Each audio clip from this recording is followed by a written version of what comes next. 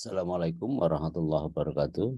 Shalom, jumpa lagi dengan saya, Nur Hidayat Sardini. Kali ini saya akan memulai pengantar kajian kita mengenai negosiasi politik. Materi ini adalah penting untuk menambah pemahaman saudara dan sekaligus adalah bagian dari praktek yang penting untuk supaya saudara menguasai praktek-praktek negosiasi dan akhirnya adalah lobby. Bab pertama kita akan diskusikan subbab ya, 3 subbab. Yang pertama adalah pertanyaan retrospektif, pertanyaan yang penting untuk pengadari ya, untuk mendorong para peserta kuliah supaya memahami tentang hakikat negosiasi. Pertanyaan retrospektif, saya ingin sampaikan beberapa pertanyaan yang dimaksud. Yang kedua adalah pesan dari Brian Tracy, ialah orang yang sangat kampiun dalam urusan negosiasi, dan beberapa postulasinya saya akan kutipkan sebagai bahan pembuka cakrawala kita mengenai hakikat negosiasi, yang akhirnya adalah materi-materi yang akan saya sampaikan pada perkuliahan yang kita mulai pada bab 1 ini. Oke, kita akan mulai yang pertama, pertanyaan retrospektif. Mengapa sebagian orang, gitu ya, baik sebagian kecil maupun sebagian besar, begitu gampang dipercaya orang? Sebaliknya, ada sebagian lainnya sulit untuk gampang dipercaya orang. Di sekeliling kita, kalau kita amati, ada orang yang begitu sumeleh, begitu fleksibel, begitu cair dalam bergaul, dan orang itu gampang dipercaya orang. Dia misalnya dalam satu himpunan kelompok begitu ya, dalam satu kerumunan, begitu banyak orang yang berada di situ yang mungkin saja akan dengan gampang menunjuk seseorang dan orang itu dipercaya. Sementara itu juga ada orang yang sebaliknya, susah sekali untuk diperoleh, untuk memperoleh kepercayaan dari orang. Beda-beda setiap orang. Apa masalahnya? Masalahnya adalah karena ada orang yang lincah, orang yang gampang bergaul, ada orang yang suka apa ya istilahnya, orang yang benar-benar supel gitu, dan kemudian orang begitu aja dipercaya. Dan tentu saja juga sebaliknya, kalau sudah sebaliknya tentu saja akan sulit kita melihatnya. Yang kedua, mengapa di dunia ini menyediakan orang kaya? Ada juga orang yang setengah kaya, hanya berkecukupan. Ada orang yang kalau ditanya seberapa besar hartamu, berapa miliarkah, berapa triliunkah, ada orang yang bisa dengan gampang kita tunjuk orang itu. Tapi ada juga orang yang hanya berkah saja istilahnya. Kalau dia ditanya, tabungannya tidak banyak, tetapi hampir seluruh kebutuhan hidupnya bisa atau mampu dipenuhinya. Gitu. Sementara ada orang juga yang miskin saja. Dari dulu nggak punya rumah, nggak punya kendaraan yang layak, gitu. Pekerjaannya juga masih terlunta-lunta, gitu. Boleh disebut dia berada di bawah garis kemiskinan atau pas di tengah-tengah garis kemiskinan itu. Nah, apakah karena kaya dan miskin itu takdir Tuhan, ataukah sebenarnya ada konsekuensi karena kaya itu menunjukkan kerja keras, setengah kaya juga demikian, dan dia benar dalam cara membawa diri gitu. Nah, pertanyaan-pertanyaan kunci ini penting untuk saudara memahami kenapa bekerja keras itu menentukan terhadap kesuksesan orang, dengan pertama-tama begitu gampang dipercaya orang misalnya gitu. Pertanyaan berikutnya adalah mengapa sebagian orang mudah mengusahakan sesuatu dengan baik dan gampang berhasil, sementara sebagian lainnya sulit, bukan alang kepala. Dipercaya orang susah, di apapun orang susah, tidak dipercaya orang, hawanya dicurigai melulu, atau perasaan dia selalu bergelimang dengan kecurigaan-kecurigaan, prasangka, susah dipercaya orang, sulit dipercaya orang. Ada juga kan orang semacam itu. Atau ada sendiri yang mengalami seperti itu. Di kelas kuliah, tiba-tiba saja orang gampang menunjuk dia, dipercayakan kepada dia dekat dengan dosennya bukan hanya karena dosennya mau dekat saja misalnya, tetapi ada sesuatu yang menarik buat dosen untuk melihat dia, dan dia prigel banget. Ketika dosen lagi mencolokkan bahan materi dengan flash disk, ada orang yang gampang datang gitu. Dia responsi datang ke tempat di mana dosen tadi itu kesulitan. Dosen kadang-kadang mau mencolokkan flash disk untuk mempresentasikan bahan perkuliahan yang dia sudah siapkan, itu kesulitan gitu. Nah, ada orang yang diem saja itu. Ada orang yang responsi saja. Ada orang yang cuek, pura-pura nggak ngerti gitu. Ada juga mahasiswa yang tahu tapi merasa bahwa itu bukan urusan. Sama seperti begitu di tempat umum, misalnya tempat transportasi umum di kereta gitu, itu orang cuek aja. Apa urusannya? Orang berdiri, perempuan tua berdiri, orang hamil juga dicuekin, orang yang sudah renta naik kereta dan ya pura-pura tidur kadang-kadang gitu. Nah juga ya itu tadi, ada orang yang tidak responsi, ada orang yang susah untuk merespon. Kalau Anda nonton film Naga Bonar jilid kedua, bagaimana Naga Bonar jilid pertama, ya, itu orangnya lincah, supel gitu ya. Sementara Naga Bonar kedua karena terlalu seriusnya cari uang sebagai pialang gitu, dia tidak respon ketika ada cewek yang naksir, ya, yang diperankan oleh, kalau Bonar tua Deddy Mizwar, Bonar muda adalah Tora Sudiro, dan si pacarnya adalah Wulan Gurit, cuek saja, malah kemudian cewek ini malah lebih tertarik kepada bapaknya, lalu diberi cium di pipinya, sementara anaknya yang sebenarnya naksir juga nggak dapat ciuman karena kehangatan. Jadi orang harus hangat gitu, orang harus supel, orang harus peduli, orang harus gampang. Misalnya ada ibu-ibu yang mau nyebrang di zebra cross gitu ya, Anda harus langsung memapah beliau ya untuk menyeberangkan jalan. Ada orang, ibu Anda begitu turun dari pasar, Anda tangkap itu barang bawaannya, dan seterusnya. Jadilah orang yang supel, orang yang responsi, quick respon. Ketika melihat sesuatu yang tidak benar, ada plastik yang berterbangan di depan kelas, Anda harus ambil itu. Lalu buanglah di tempat tong sampah yang sudah ada di setiap ruangan kuliah misalnya. Jangan membiarkan bahwa sampah itu mungkin ya pasti tidak berserakan gitu ya.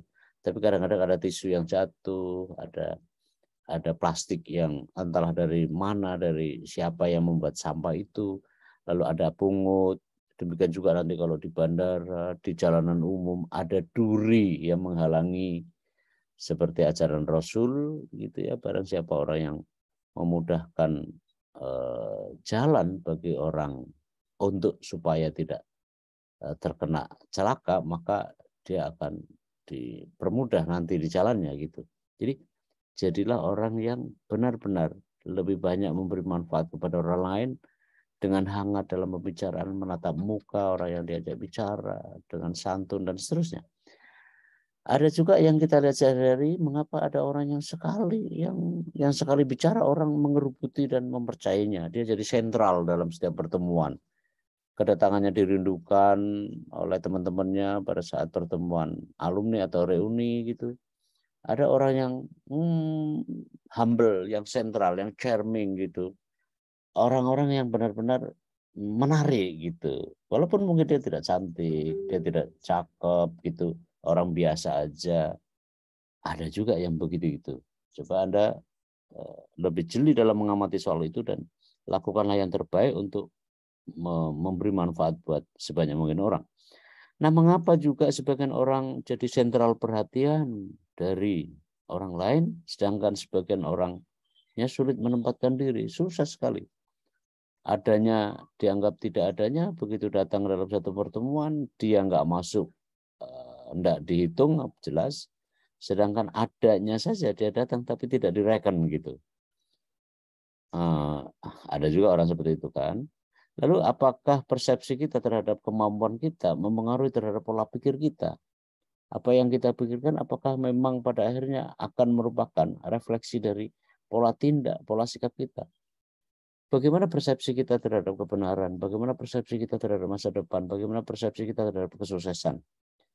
Saya merasa pengalaman hidup saya, cara berpikir kita itu akan mempengaruhi dalam cara kita bertindak, berperbuatan.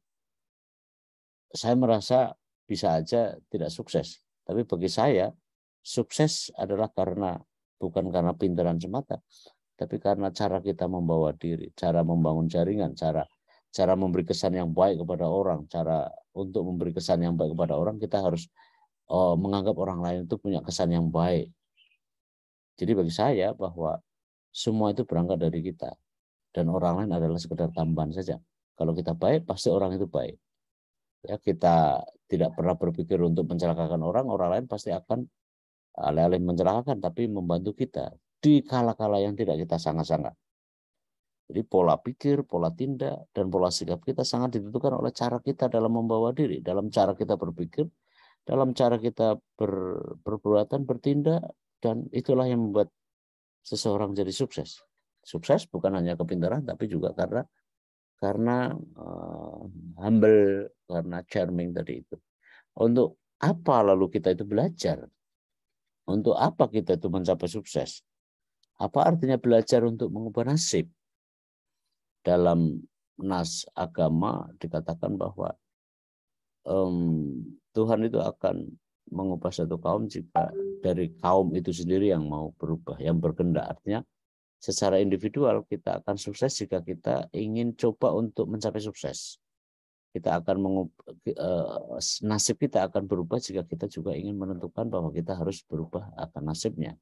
Masa depan yang baik dengan demikian akan juga tergantung pada bagaimana kita menentukan masa depan melalui usaha kerja keras dan berdoa. Nah, coba lihatlah di sekeliling kita. Macam-macam orang dengan keadaan masing-masing. Ada orang yang tiba-tiba merenungkan nasib di bawah keadaan yang entahlah apa masalahnya, apa penyebabnya, dia merenungi nasib, tidak berketentuan, dan seterusnya. Ada juga ya, ini mungkin orang patah hati, patah arang, kecewa karena sesuatu yang tidak dia inginkan tetapi terjadi dan menimpanya dan dia meratapi nasibnya dan seterusnya. Kalau orang begini dekat kepada putus asa, benarkah kita harus putus asa ketika kita menghadapi masalah? Toh masalah harus kita hadapi. Siapa yang akan membantu kita? Jangan berharap pada orang lain. Tapi biasakanlah untuk mula-mula kita introspeksi kepada diri sendiri dan renungkan saja. Kesulitan, kesusahan, nikmati untuk kemudian kita perbaiki, dan bahwa ada orang yang membantu kita itu kemujuran aja, blessing in disguise saja. Tetapi bagi saya misalnya dan semua orang sukses, bahwa nasib kita sangat tergantung bukan oleh siapapun tapi oleh diri kita, dan kita bekerja keras menjadi orang baik. Orang menurut saya dengan sendirinya akan datang kepada kita. Ada orang yang juga siap-siap merenungkan hingga ingin mencoba bunuh diri.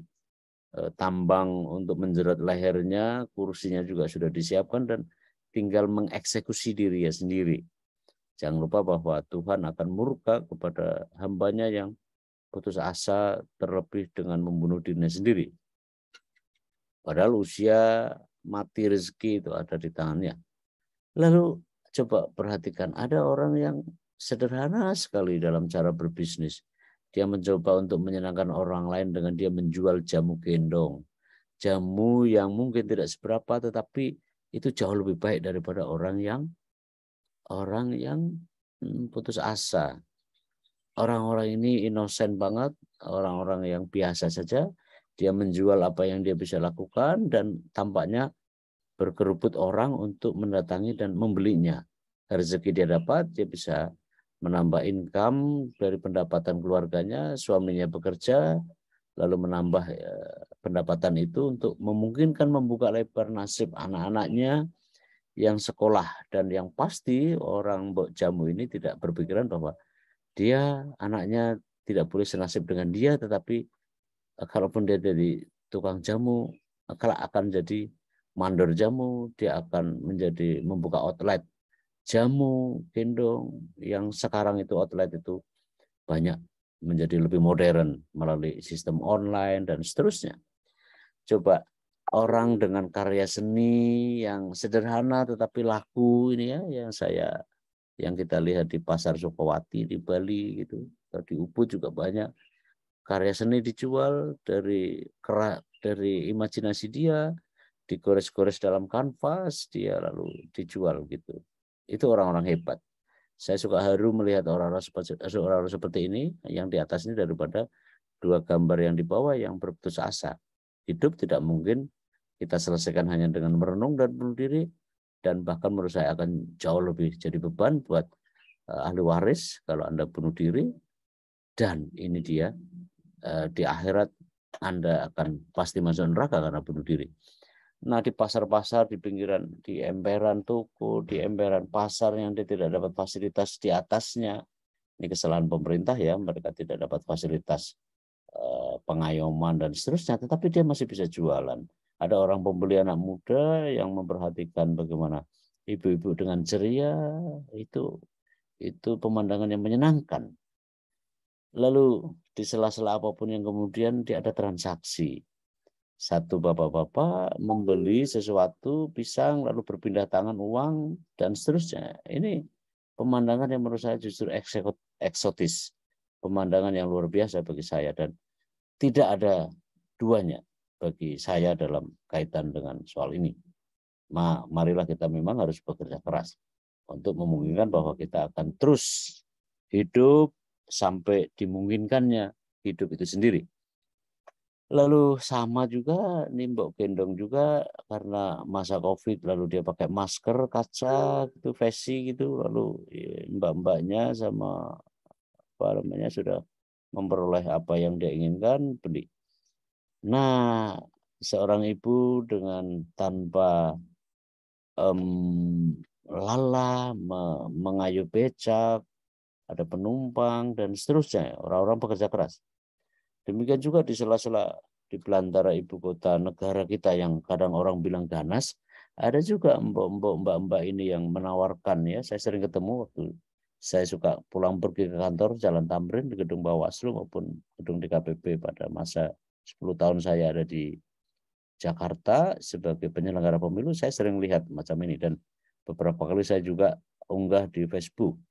Dengan begitu banyak rentetan saset ya, ada kopi, ada teh, ada apapun, ada termosnya di belakangnya, dia bisa menjual 3.000, 4.000 ya kopi, seduhan kopi ya, di sela-sela begitu banyak kayak Starbucks, kayak Coffee Bean, kayak anomali dan seterusnya, itu dia bisa mengais gitu ya dari segmen-segmen yang tidak terjangkau oleh pasaran-pasaran itu, lalu dia bisa dapatkan rezeki, dan dia menerjang belantara beton Jakarta, jalanan lalu lintas di Jakarta yang kadang-kadang sangat ganas, tapi dia masih bisa dengan sepedanya bisa menjual apa yang dia bisa jual, dan itu adalah tambahan income orang-orang yang luar biasa. Ini juga kendati pun dia sudah uzur ya, tampaknya sudah renta ya, dengan peci yang masih bagus saya rasa ya. Kemudian dia menjual peralatan dapur,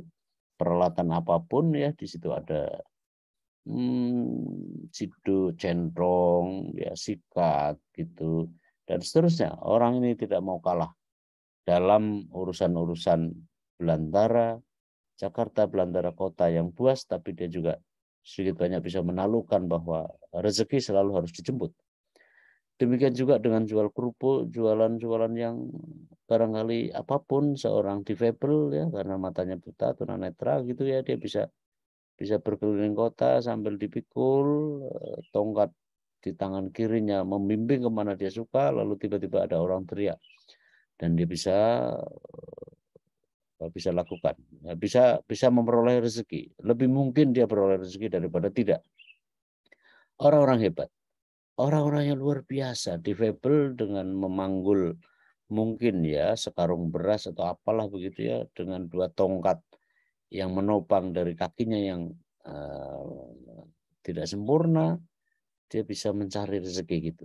Malulah kita kepada orang-orang begini yang bekerja keras untuk menghidupi, melangsungkan hidupnya sendiri, keluarganya sendiri gitu ya, dan meraih masa depan yang saya pasti akan jauh lebih cerah daripada orang yang tidak melakukan apapun sambil meminta-minta dan seterusnya. Masih banyak orang yang kuat yang meminta-minta itu harusnya malu dengan lihat gambar-gambar semacam ini. Nah, ada orang yang luar biasa sukses ya. Ada pendiri CEO Metaverse ya, ada Bill Gates, ada Elon Musk ya, dengan jet pribadinya dan seterusnya. Ini ada orang-orang baru muda kaya ya, crazy rich istilahnya sekarang ya, dengan kekayaan yang segitu banyak. Ya luar biasa orang itu. Saya tidak peduli apakah cara mereka bekerja keras itu ya kemudian disorot dan menimbulkan iri kepada orang, tetapi mereka adalah orang-orang yang startup ya, orang-orang yang luar biasa. Ada jet pribadi. Semua orang punya hak untuk menjadi kaya, menjadi apapun, dan menikmati kekayaannya untuk kebaikan masyarakat. Bill Gates adalah filantropis, sama seperti para orang super kaya yang lain. Dengan kaya, dengan banyak uang, dengan sehat, ya kita bisa naik jet pribadi, bisa berlayar dengan kapal pesiar dan seterusnya. Saya sungguh senang jika orang-orang seperti ini kelak adalah Anda di antaranya. Karena kerja keras, karena belajar, karena apa? Jago nego, jago lobby. Karena tidak mungkin tanpa lobby, tanpa nego Anda akan sukses. Karena kerjasama dengan orang lain itu adalah mutlak adanya. Apa mananya? Hidup harus terus dilanjutkan, hidup harus disiapkan, dijalani, dan Anda akan menuai sukses. Orang tidak boleh hanya berpangku tangan sembari merenung nasib, gitu ya. Hidup memerlukan belajar, kerja keras, dan capailah sukses. Nah, berpangku tangan, bertengadah, tangan di atas lebih baik daripada tangan di bawah. Ya, kalau kita sukses, kita bisa lebih baik, lebih mungkin kita untuk membantu orang lain gitu. Kita beribadah juga lebih khusyuk ya dan seterusnya. Dunia tidak menyediakan tempat bagi mereka yang menyerah terhadap tantangan hidup. Tidak mungkin orang yang bekerja keras akan mengalami kesulitan. Itu sudah sunatullah, sudah kodratnya. Orang bekerja keras akan lebih mungkin untuk meraih masa depan. Begitu banyak yang harus disiapkan dari hidup, tapi khusus dengan kepentingan yang lebih mikro, dalam batas-batas hubungan antar individu dan antar individu dengan kelompok, serta antar kelompok dengan kelompok lainnya. Ilmu ilmu negosiasi adalah satu kuncinya. Perlu dipelajari dan dipraktekkan sehingga Anda akan sukses. Nah, ini ada pesan dari Pak Tracy, Pak Brian Tracy tentang mengenai kenapa kita harus menguasai negosiasi, ilmu negosiasi. Dan kita harus mempraktekannya. Ini dia, setiap orang ingin mencapai lebih banyak hal-hal yang baik. Hidupnya selalu ingin lebih baik, normal ya. Seperti orang yang bahagia, seperti orang yang kaya, seperti orang yang punya kedudukan atau posisi yang baik. Kalau hari ini adalah sebagai kuli, besok harus jadi mandor kuli, besoknya harus jadi manajer, besok harus jadi karena menabung kerja keras bahkan bisa jadi owners ya. Karena sejarah orang-orang hebat hari ini adalah orang-orang yang kaki ditaruh di kepala dan kepala ditaruh kaki pada masa mudanya. Ada rasa aman, rasa nyaman, ada prestise, ada kesuksesan. Itu normal saja. Ya, itu kenapa kita perlu menjadi orang yang lebih baik untuk banyak hal. Pak Tracy juga sampaikan bahwa keberhasilan dalam bisnis dan dalam hidup Anda akan ditentukan oleh kemampuan Anda untuk bernegosiasi demi kepentingan terbaik menurut Anda dalam segala situasi. Tuh. Keberhasilan bernegosiasi itu adalah untuk mencapai kepentingan lebih baik. Nomor 2, pesan yang ketiga kata Pak Tracy bahwa negosiasi sebenarnya adalah keterampilan utama dalam memengaruhi semua yang Anda lakukan atau yang Anda katakan, juga dalam hampir seluruh interaksi Anda, baik kapasitas Anda sebagai pribadi maupun dan dalam rangka bisnis gitu. Negosiasi adalah hal yang utama, keterampilan utama kata Pak Tracy. Keempat, jika Anda tidak memiliki keterampilan bernegosiasi dengan baik untuk kepentingan capaian yang terbaik buat Anda, maka bukan tidak mungkin Anda dengan sendirinya jadi korban dari orang-orang yang bernegosiasi lebih baik dari Anda. Sudah tabiatnya dalam hukum alam bahwa orang yang pintar biasanya akan tergeser oleh mereka yang, orang yang bodoh akan tergeser oleh orang yang pintar. Orang yang punya kemampuan akan biasanya mewarnai ketimbang orang yang tidak punya kemampuan, dan orang yang jago lobby, jago negosiasi itu akan menguasai. Sebaliknya orang yang tidak punya kemampuan negosiasi biasanya akan terlindas jadi korban oleh orang-orang yang bernegosiasi, punya keterampilan negosiasi dengan baik ketimbang Anda. Pesan kelima dari Pak Tracy, Anda harus selalu memperoleh penghasilan yang lebih baik atau mendapatkan kesepakatan yang lebih baik. Anda harus pandai bernegosiasi. Untuk memperoleh penghasilan yang baik, income yang baik, kesepakatan yang terbaiklah yang harus Anda raih, dan Anda harus, sarannya harus Anda pintar bernegosiasi.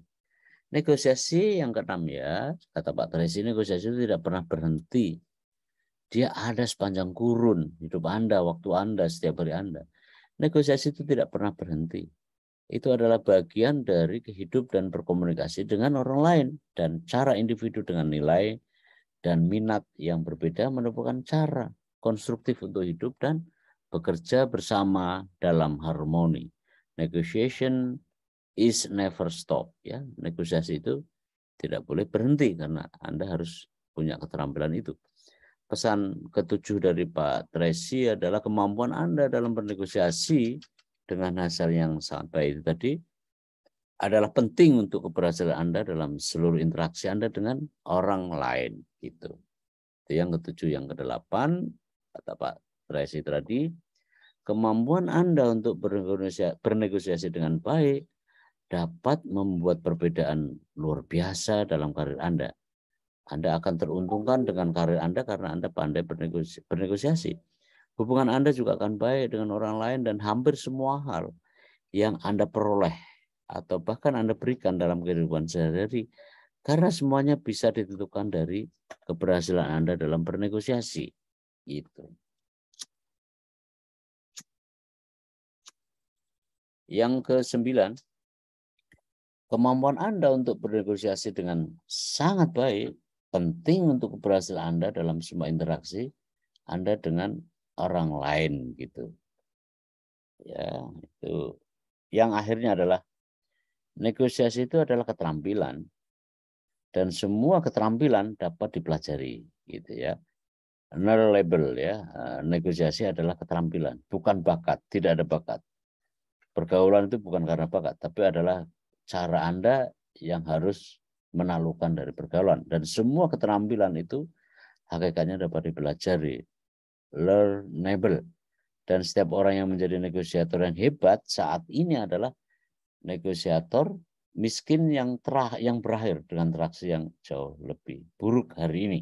Jadi kalau Anda nggak pas-pasan, ntar ada orang yang lebih hebat bernegosiasi semata karena Anda tidak mau belajar, ya maka Anda akan jadi kayak tadi itu, tidak terampil. Kalau tidak terampil maka akan jadi, sebutlah, korban dari mereka yang punya kemampuan berlebih di dalam berketerampilan negosiasi. Nah, ini dia kata-kata yang penting dari Pak Tracy. Negotiation is not just a process, it's an attitude. It's an attitude. Negosiasi itu bukan sekedar proses ya, tetapi adalah sikap. Nah, coba renungkan sikap.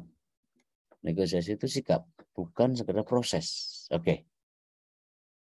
Nanti kita pahami. Nah, teman-teman, di bagian akhir saya ingin sampaikan, karena ini adalah kuliah pertama dari 7 pertemuan yang akan kita gelar, maka saya ingin sampaikan materi yang akan kita diskusikan supaya saudara juga memiliki kesempatan untuk mempelajari, menyiapkan bahan kuliah.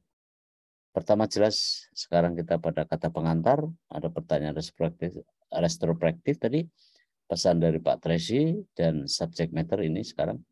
Bab 2, apa itu negosiasi? Akar konsep negosiasi itu apaan sih? Pengertian atau definisi negosiasi itu apaan sih?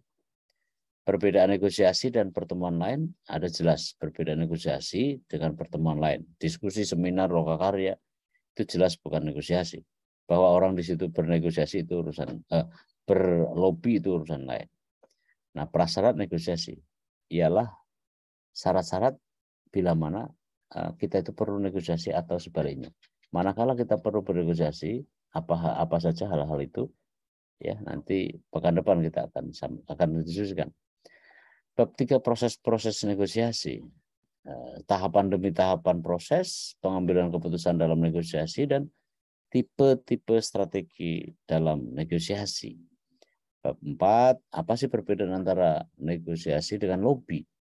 Apa itu lobby dulu? Tipe-tipe lobby dan negosiasi, perbedaan dan persamaannya, ya. Dan ini bab 4 ini harusnya bab 7 ya. Oke, tapi nanti kita akan sampaikan. Bab 5, negosiasi politik, apa itu lobby, ya, dalam kaitan dengan lobby politik, interseksi antara lobby dengan negosiasi, antara politik dengan negosiasi, dan lalu adalah pendekatan-pendekatan dalam negosiasi politik. Nah, yang keenam, saya akan hantarkan kajian kita, diskusi kita tentang strategi negosiasi. Ada yang disebut the basic ultimatum. Apa itu maksudnya? Ada juga the ultimatum plus. Ada juga the ultimatum exits. Ada juga research and destroy, ya, destroy, ya, teliti dan hancurkan. Goodwill hunting, solve a problem, dan cash flash, itu ya. Bab 6, bab 7, ini tadi yang saya bilang geser ke 7 itu the dark side of lobbying practice, ya. Lobby itu sebenarnya bagian dari metode partisipasi politik, ya. Bagaimana cara menggunakan partisipasi politik melalui lobby.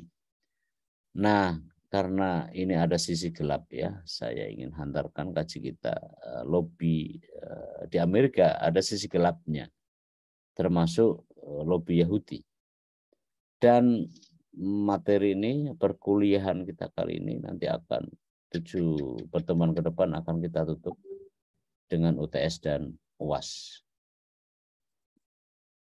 Teman-teman, demikian yang perlu saya sampaikan untuk pengantar ini. Mudah-mudahan memberi manfaat dan pemahaman buat saudara untuk mengikuti kuliah ini dengan sebaik-baiknya. Terima kasih. Mudah-mudahan Anda sukses selalu. Waalaikumsalam. Assalamualaikum warahmatullahi wabarakatuh.